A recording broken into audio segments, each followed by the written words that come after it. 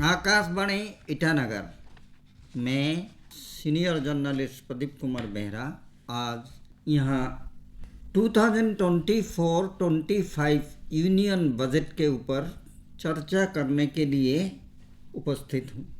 मेरे साथ हमारे मित्र Shashikant Sharma senior consultant higher and technical education भाग लेने के लिए उपस्थित है।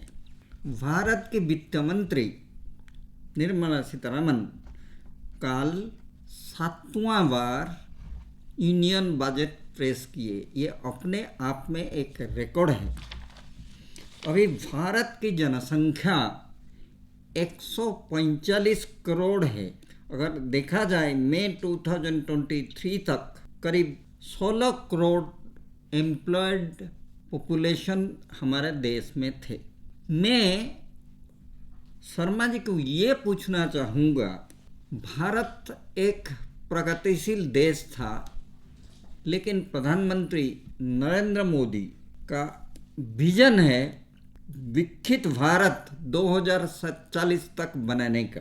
और जैसे लगता है कि कल की जो बजट प्रेजेंट किया गया देश के लिए, ये विकसित भारत को दिशा निर्देश देने के लिए ही ये बजट प्रेजेंट किया गया है। शर्मा जी, आपको क्या लगता है ये 2024-25 की बजट की दिशा क्या है? नमस्कार श्रोताओं, मैं एस.के. शर्मा। बेहरा जी पूछ रहे हैं कि बजट की दिशा क्या है। तो जैसा मैं समझ पाया हूँ, बजट में 2 डायरेक्शंस क्लियर दिखाई दे रही हैं। ये बजट लॉन्ग टर्म स्ट्रेटेजी में 4 क्लास के लोगों को रखा है। जो प्रधानमंत्री श्री नरेंद्र भाई मोदी का विजन है, उसमें सबसे पहले आते हैं गरीब, दूसरे आते हैं महिला, तीसरे आते हैं अन्नदाता और चौथे आते हैं युवा। तो इन चारों को फोकस में रख के उन्होंने सीतारमन मैडम को बोला है कि आप एक बजट बनाइए, जो कल 7वीं बार इन ए सीक्वेंस सीतारमन जी ने प्रेजेंट किया है पार्लियामेंट में। तो भारत की मूल समस्या गरीबी है और पिछले 10 सालों में मोदी ने बहुत से ऐसे प्रयत्न किए हैं कि 25 करोड़ लोग जो एक्यूट गरीबी है, एक्यूट पॉवर्टी है, उससे ऊपर आए हैं। लेकिन इसके बावजूद भी अभी हम नहीं कह सकते कि हमारे देश में गरीबी का प्रकोप नहीं है। तो उस गरीबी के प्रकोप को दूर करने के लिए इस बजट में लॉन्ग टर्म स्ट्रेटेजी ली गई है कि 47 तक किसी भी हालत में हम भारत को एक विकसित राष्ट्र बना देंगे। दूसरा, हमारे समाज में महिलाओं को जो है वो उचित स्थान नहीं मिला जो मिलना चाहिए था। ये भी एक हमारे भारतीय अर्थव्यवस्था का पीछा रहने का कारण है। इसके लिए धार्मिक सामाजिक कुरीतियाँ जिम्मेदार हैं और उनको 1 साल या 2 साल में नहीं मिटाया जा सकता। इसलिए लॉन्ग टर्म स्ट्रेटेजी में महिलाएं हैं और उसी उद्देश्य की पूर्ति के लिए 29 में वुमेन्स को रिजर्वेशन बिल भी पास किया गया था और महिलाओं को सशक्त करने के लिए बहुत सारे मेजर्स इस बजट में लिए गए हैं। फिर कोई भी राष्ट्र तब तक तरक्की नहीं कर सकता जब तक कि वो अपनी मूलभूत आवश्यकताओं की पूर्ति करने के लिए सक्षम ना हो, और उसमें सबसे पहले आता है खाना, रोटी। रोटी के लिए जब तक अन्नदाताओं को सशक्त नहीं बनाया जाएगा, देश प्रगति नहीं कर सकता। सारी प्रगति फार्मर्स की, किसान की प्रगति पर निर्भर करता है। और यहाँ मैं बोलना चाहूँगा कि इंडिया में ज़्यादातर किसान मार्जिनल फार्मर हैं, सीमांत कृषक हैं, जिनको बहुत अधिक हेल्प की ज़रूरत है। जो किसान दिल्ली में धरना देकर बैठे थे वो किसान नहीं हैं, वो कॉमर्शियल लोग हैं। उनके बड़े बड़े फार्म्स हैं, वो बहुत सी अदर एक्टिविटी से बहुत अच्छा पैसा कमाते हैं और उस पैसे का एडजस्टमेंट वो अपनी एग्रीकल्चर के थ्रू करते हैं। वो एक करप्शन का जरिया बनाया हुआ है एग्रीकल्चर को। लेकिन भारत के असली किसान हैं मार्जिनल फार्मर, जो अपने जीवन यापन के लिए कृषि को करते हैं, तो उनकी उन्नति को इस बजट में ध्यान रखा गया है। और उसके बाद युवा, जैसे आपने बताया कि 16 करोड़ युवाओं को रोजगार है और मेरे ख्याल करीब करीब 90-95 करोड़ युवा होंगे, जिसमें से कुछ अभी स्कूल में हैं, कॉलेजेस में हैं, जिनको एम्प्लॉयमेंट की ज़रूरत है या ऑल्टरनेटिव मीन्स ऑफ लाइवलीहुड की जरूरत, तो उनके लिए भी ध्यान रखा गया है। दूसरी चीज़ इस बजट में है कि ये शॉर्ट टर्म में, लॉन्ग टर्म में तो इन 4 लोगों को ध्यान में रख के बनाया गया है। शॉर्ट टर्म में और मिडिल टर्म में गवर्नमेंट का फोकस भी 4 चीज़ों पर है। पहला है एम्प्लॉयमेंट जनरेशन, और उसके लिए मल्टीप्लोन स्ट्रेटजी, बहुत तरह के योजनाओं का मिश्रण करके बजट को बनाने की कोशिश की गई है। दूसरा है कि रोजगार तब तक नहीं होगा जब तक आदमी के पास कुशलता का कोई आधार नहीं होगा, स्किलिंग नहीं होगा। तो दूसरा है, अगर रोजगार सृजन करना है तो लोगों में तकनीक का विकास करना है, क्योंकि जो मॉडर्न प्रोडक्शन सिस्टम है या सर्विस सिस्टम है वो तकनीक पर आधारित है। केवल ग्रेजुएशन कर लेना पर्याप्त नहीं, उसके साथ साथ आपके हाथ में एक हुनर होना चाहिए जिसमें आपको दक्षता हासिल हो, जो लोग एम्प्लॉयमेंट देने की स्थिति में हैं वो लोगों को एम्प्लॉय कर सकें। क्योंकि इंडस्ट्री की हमेशा यही जो है परेशानी है कि वो कहते हैं कि लोग पढ़े लिखे तो हैं लेकिन उनके हाथ में दक्षता कुछ नहीं है, कुशलता कुछ नहीं है, वो टेक्निक नहीं जानते हैं। तो इसलिए गवर्नमेंट का दूसरा मिडिल और शॉर्ट टर्म फोकस है कि लोगों को स्किल दिया जाए जिससे कि वो या तो कहीं रोजगार कर सकें या स्वयं अपना रोजगार पैदा कर सकें। तीसरा चीज़ है MSMEs के ऊपर फोकस है, क्योंकि हिंदुस्तान ज़्यादा पॉपुलेशन का देश है, यहाँ पर जो कारीगर की उपलब्धता ज़्यादा है, इसलिए हम तकनीक पर ज़्यादा फोकस करेंगे तो एम्प्लॉयमेंट इंक्रीज होगा, अनएम्प्लॉयमेंट इंक्रीज होगा। इसलिए MSMEs के सेक्टर पर गवर्नमेंट का इस बजट में ध्यान है। शर्मा जी, हाँ जी, आप जो MSME की बात बोल रहे हैं, मैं आपको एकदम नेरो वे में ला के बताता हूँ। प्रधानमंत्री जी की निर्देश है सारे यूनियन मिनिस्टर नॉर्थ ईस्ट के हर स्टेट में कम से कम महीने में 2 बार आए। कुछ दिन पहले MSMEs के मिनिस्टर यहाँ आए। Arunachal chamber of commerce and industries की तरफ से उनको एक मेमोरेंडम दिया गया, MSME को अरुणाचल में बढ़ावा दिया जाए। क्यों? लार्ज इंडस्ट्री के लिए अरुणाचल जैसी जगह बहुत सारे सुविधा नहीं है, जमीन नहीं है, कैपिटल नहीं है, ह्यूमन रिसोर्स नहीं है, टेक्निकल मैनपावर नहीं है, और मार्केट भी नहीं है। 2, कम्युनिकेशन हैज इम्प्रूव्ड। सिर्फ कम्युनिकेशन से MSME सेक्टर काम नहीं करेगा, लेकिन MSME का जो प्रोडक्ट है कम्युनिकेशन के जरिए से मार्केटिंग के लिए बाहर जा सकता है। क्या क्या MSME में इंडस्ट्री लिया जा सकता है, उसके ऊपर चैम्बर्स ऑफ कॉमर्स उनको सजेशन मेमोरेंडम के जरिए में इनपुट दिया है। तो प्रमोशन ऑफ MSME जरूरी है। ये जो है थिकली पॉपुलेटेड एरियाज के लिए भी है और ट्राइबल एरिया जैसे अरुणाचल है यहाँ पर भी है, क्योंकि लोगों के अंदर जो है ट्रेडिशनल क्राफ्ट्स का अच्छा कुशलता है और उसका जो है बड़े मार्केट में अच्छा डिमांड भी है, तो इसलिए उसके ऊपर फोकस करना चाहिए। एंड लास्टली 4th है improvement in the living standards of middle class. ये जो है शॉर्ट और मिडिल टर्म स्ट्रेटजीज में ये रखा गया है कि ज़्यादा से ज़्यादा लोगों को मिडिल क्लास की तरफ ले जाया जाए, जिससे कि पॉवर्टी एलिवेशन होने से ये नेचुरल कॉन्सिक्वेंस होगा कि गरीब लोग जब ऊपर उठेंगे तो मिडिल क्लास में आएंगे, मिडिल क्लास वाले हायर मिडिल क्लास में जाएंगे और फिर लोग एफुलेंसी के लिए ट्राई करेंगे। तो ये 4 स्ट्रेटेजीज हैं। ऐसा है सीतारमन जी, और एक बहुत बड़ा टारगेट किए, जितने सारे एम्प्लॉयड हैं सारा देश में, मैं 2020 तक मेरा जो डाटा है करीब 16 करोड़ लोग एम्प्लॉयड थे। उनको टैक्स की बेनिफिट देने की कोशिश की। सैलरी एम्प्लॉयज लोगों का जो स्टैंडर्ड डिडक्शन था इनकम टैक्स में, हाँ जी, वो 15,000 से बढ़ाकर 75,000 कर दिया। यस, 3 लाख तक कोई टैक्स नहीं है। हाँ जी, 5 से 7 लाख तक 5% टैक्स है। 7 से 10 लाख तक 10% है। हाँ जी, 10 से 12 लाख तक 15% है। 12 से 15 लाख तक 20% है। और 15 लाख से जो एबव है वो 30% है। हाँ जी, 15 लाख एबव के लोग बहुत कम होंगे। बिल्कुल बिल्कुल।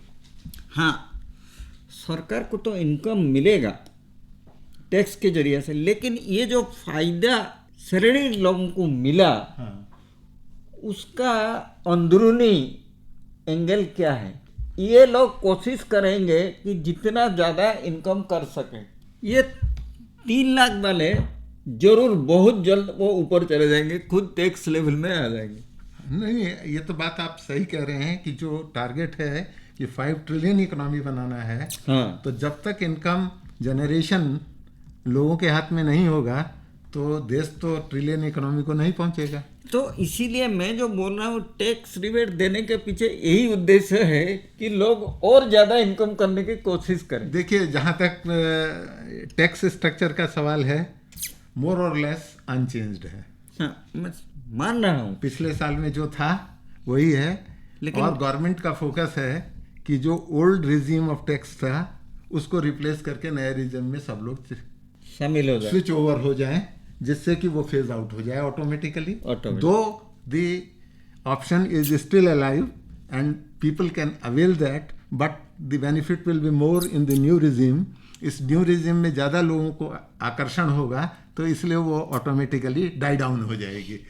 अब यहाँ जहाँ तक सवाल है कि मिडिल क्लास लोग इससे सेटिस्फाइड नहीं है। जो मैंने टीवी पर सुना है लोगों को, और जो लोगों की, जो एक्सपर्ट्स की ओपिनियन भी है कि 17,500 का कुल टोटल बेनिफिट हुआ है। 17,500। हाँ, ये इस एडजस्टमेंट करने से। लेकिन अगर आप देखें कि अब इंडियन मिडिल क्लास पिछले टाइम से देखें, लास्ट 2 साल में जो सेंसेक्स 32-35 के बीच में रेंज करता था, आज 80-82 के बीच में रेंज कर रहा है। इसका मतलब कि मिडिल क्लास लोगों को अपनी सेविंग्स का ज़्यादा रेन्यूमरेटिव एडवांटेज लेने के लिए वो शेयर मार्केट में इन्वेस्ट कर रहे हैं। तो सीताराम जी के पास भी अपनी मजबूरी है, उन्होंने यहाँ जो दिया एडवांटेज वो कैपिटल गेन में न्यूट्रलाइज कर दिया क्योंकि वहाँ पर जो इंडेक्सेशन था कि लॉन्ग टर्म जो आपका कैपिटल गेन होता था, उसमें इंडेक्स कॉस्ट ऑफ एक्विजिशन से कैलकुलेट होता था, जो एडवांटेज था उसको ख़त्म कर दिया। केवल वहाँ एक एडवांटेज दिया है कि 1 लाख से एग्जेम्प्टेड कैपिटल गेन की लिमिट लॉन्ग टर्म को 1,25,000 कर दिया, लेकिन उससे ज़्यादा वसूल कर लिया है। तो ये जो है, और शॉर्ट टर्म कैपिटल गेन 15% के रेट से टैक्स होता था, उसको 20% कर दिया है। तो ये एक बैलेंसिंग एक्ट है। हाँ, इसमें कोई ज़्यादा मिडिल क्लास को बेनिफिट नहीं हुआ है। ऐसा है, विकसित भारत के लिए उसका दूसरा नाम बोलिए आत्मनिर्भर। आत्मनिर्भर का टारगेट क्या है? कैसे बनाएंगे इस हमारे देश को आत्मनिर्भर? देखिए, विकसित भारत की कॉन्सेप्ट को इम्प्लीमेंट करने के लिए मैडम सीतारमन ने 9 पॉइंट में इसको डिस्कस किया है बजट में। पहला है productivity and resilience in agriculture by research. Yes, agriculture को फोकस में रखा है गवर्नमेंट ने, और वो एग्रीकल्चर का प्रोडक्टिविटी बढ़ाना चाहते हैं। अगर हम यूरोप और अमेरिका से, कनाडा से, ऑस्ट्रेलिया से, जो विकसित राष्ट्र हैं, उनसे कंपेयर करें तो हमारा एग्रीकल्चर एरिया ज़्यादा है, एग्रीकल्चर में लोग भी ज़्यादा लगे हुए हैं, लेकिन एग्रीकल्चर की प्रोडक्टिविटी बड़ी लो है। तो जब तक हम प्रोडक्टिविटी नहीं बनाएंगे, हम ग्लोबली कॉम्पिटिटिव नहीं होंगे। तो इसलिए इसमें उन्होंने कहा है कि प्रोडक्टिविटी और एग्रीकल्चर, कृषि के रिजिलियंस के लिए रिसर्च को फोकस किया जाएगा। इसमें 109 हाई यील्डिंग वैरायटी का स्कीम लाया जाएगा, जो 32 क्लाइमेटिक जोन में उनको डिस्ट्रीब्यूट किया जाएगा, कि क्योंकि एक तरह का बीज और एक ही तरह की एग्रीकल्चर पूरी कंट्री में नहीं हो सकती, नहीं तो है। इसलिए उसको 32 क्लाइमेटिक जोन में डिवाइड डिवाइड करके 109 वेराइटीज को इम्प्रूव किया जाएगा। यानी कौन सा वैरायटी कौन सा जोन में जोन में production एप्लीकेबल होगा वो बताया जाएगा कृषक को, और इसकी इंफॉर्मेशन डेसिमिनेट करके जो है प्रोडक्टिविटी को बढ़ाने का काम किया जाएगा। दूसरा चीज है आत्मनिर्भर भारत। अभी हम देखें तो हमारा जो ऑयल सीड्स हैं, जो खाने का तेल हम यूज करते हैं अपनी किचन में, उसकी हमारे यहाँ बहुत कमी है। उसको पूरा करने के लिए आत्मनिर्भर भारत में ऑयल सीड प्रोडक्शन को बढ़ाने पर ध्यान दिया जाएगा। उसमें है मस्टर्ड ऑयल है, ग्राउंड नट है, सिसम है, सोयाबीन है और सनफ्लावर के खेती को प्रमोट किया जाएगा। फिर नेचुरल फार्मिंग को भी बढ़ावा दिया जाएगा, क्योंकि अभी जो केमिकल फार्मिंग हो रही है उसका स्कोप घटता जा रहा है और उससे स्वास्थ्य भी खराब होता है। और जो क्लाइमेट है, इकोलॉजी है, उसमें भी उसका गलत इफेक्ट जाता है। ग्लोबल जो वार्मिंग हो रही है उसमें भी वो आप बहुत कंट्रीब्यूट करता है। अगर आप नेचुरल रिसोर्सेज से एग्रीकल्चर की प्रोडक्टिविटी को बढ़ाएंगे तो सॉइल हेल्थ के लिए भी ठीक है। जो सॉइल हेल्थ कार्ड बांटे गए थे उसमें भी ये स्टडीज में आया है कि केमिकल फर्टिलाइजर्स जो हैं खेती को नुकसान पहुंचा रहे हैं, सॉइल को नुकसान पहुंचा रहे हैं। तो उसके लिए करीब 1 crore farmers are in the target of natural farming. Yes, 1 crore का टारगेट रखा है कंट्री ने विद इन 2 ईयर्स, और इसके लिए 10,000 जो हैं रिसोर्स सेंटर बनाए जाएंगे जहां बायो इन्फॉर्मेशन डेसिमिनेट करने के सेंटर होंगे। फार्मर्स वहां अप्रोच करके अपने क्लाइमेटिक जोन के हिसाब से क्या क्या करना चाहिए उसकी पूरी इंफॉर्मेशन ले सकते हैं। उसके बाद है श्रिम्प प्रोडक्शन को इंक्रीज किया जाएगा। श्रिम्प प्रोडक्शन का मतलब होता है एक्वा फार्मिंग, जिसमें आपका फिशेज हैं और क्या कहते हैं प्रोन कल्चर, इस चीज़ को किया जाएगा और इसके प्रोडक्शन और प्रोसेसिंग पे ध्यान दिया जाएगा। उसके बाद डिजिटल पब्लिक इंफ्रास्ट्रक्चर को डेवलप किया जाएगा जिससे कि फार्मर तक फार्म की सारी इनपुट्स का इंफॉर्मेशन पहुंचाया जा सके, और नाबार्ड को इसमें एंगेज किया जाएगा जिससे कि उनकी बड़ा रोल है। हाँ, नाबार्ड को ही बेसिक एजेंसी वही है गवर्नमेंट की फाइनेंसिंग की। देन और एक और अच्छा काम फार्मर के लिए हो रहा है इस बजट में, वो है digital crop survey of 400 districts of the country. तो वहाँ क्या क्रॉप होती हैं, उनकी क्या इश्यूज हैं, उनकी मार्केटिंग की इश्यूज क्या हैं, उनके जो है प्रोडक्टिविटी इन्हांस करने के क्या जो है प्रॉब्लम्स आ रही हैं, उन सब का सर्वे डिजिटली किया जाएगा। तो कम समय में हम ज़्यादा लोगों को अप्रोच कर सकेंगे। और उनको किसान क्रेडिट कार्ड भी दिया जाएगा। हाँ, नहीं वो तो पहले से भी दिए हैं। नहीं, अभी जिनको नहीं मिला है ये 400 डिस्ट्रिक्ट में बेसिकली उनको दिया जाएगा। इशू ऑफ जन समर्थ बेस्ड किसान कार्ड। हाँ, अच्छा ऐसा है हमारा देश, खास तौर पर आप अरुणाचल को देखोगे, अरुणाचल के स्पोर्ट्स फील्ड में, स्पोर्ट्स गेम में वेट लिफ्टिंग बोलिए, कैरेटे बोलिए, अभी भी मुख्यमंत्री जी किसी को अवार्ड दे रहे थे, देश से विदेश से अवार्ड लेते हुए आ रहे हैं। खुशी की बात यह है इस बजट में भी खेलो इंडिया में बहुत बड़ा क्वांटम जंप है 900 करोड़। कम नहीं है। हाँ, और इससे अरुणाचल को भी फायदा मिलेगा। बिल्कुल, क्योंकि यहाँ के बच्चों के पास नेचुरल टैलेंट है। हाँ, और क्या कहते हैं स्टेमिना भी ज़्यादा है। अगर देखा जाए नॉर्थ ईस्ट के लिए नरेंद्र मोदी जी की सरकार सबसे पहले ध्यान दिया। नॉर्थ ईस्ट खास तौर पर आप अरुणाचल प्रदेश देखोगे, इट इज़, मैं कहता हूँ नेचर स्ट्रोव है, क्या नहीं है, लेकिन इसको अभी तक अनटेप्ड है। इसको टेप करने के लिए कोशिश किया जा रहा है, लेकिन टेप करके बाहर लेने के लिए साधन होना पड़ेगा। इसीलिए खास तौर पर मोदी जी की गवर्नमेंट और हमारे मुख्यमंत्री पेमा खांडू जी की गवर्नमेंट के जरिए से कम्युनिकेशन में काफ़ी तरक्की आया। बॉर्डर एरिया में बॉर्डर रोड ऑर्गेनाइजेशन, खास तौर पर बॉर्डर एरिया के लिए रोड की up to Indo China border तक पहुंचा दिया है। अभी रेलवे कनेक्टिविटी देखिए, एयर कनेक्टिविटी देखिए, काफ़ी बढ़ा है। पिछले 10 सालों में under the Modi government communication transportation में एक मासिव चेंज आया है। मैसिव चेंज आया है। जो डिस्टेंस पहले एक दिन में कवर होती थी, अब आप उसको अप्रोक्सीमेटली 2-2.5 घंटे में कवर कर लेते हैं। देखिए डोनी पलो एयरपोर्ट जिसको प्रधानमंत्री जी के मदद से बना और सिविल एविएशन मिनिस्टर उनको वर्चुअली इनागुरेट किए। कुछ दिन पहले मुख्यमंत्री पेमा खांडू ने सिविल एविएशन मिनिस्टर को रिक्वेस्ट किए हैं कि इसमें और ज़्यादा एयर सीधा बम्बे दिल्ली जैसे के लिए कनेक्टिविटी दिया जाए। आप अगर देखोगे बरूम रेलवे स्टेशन, नाहरलगुन के रेलवे स्टेशन में अभी 5 के आसपास रेलवे ट्रेन चलना शुरू हो गई। यस, ये सबसे बड़ा, आप गुवाहाटी जाने के लिए आपको कोई बस की जरूरत नहीं है। बिल्कुल सही बात है। ये जो कम्युनिकेशन बढ़ा है, ये सारा टारगेट हो रहा है लोगों के लिए। यस, ये आम आदमी को जो है फैसिलिटी दी जा रही है ये।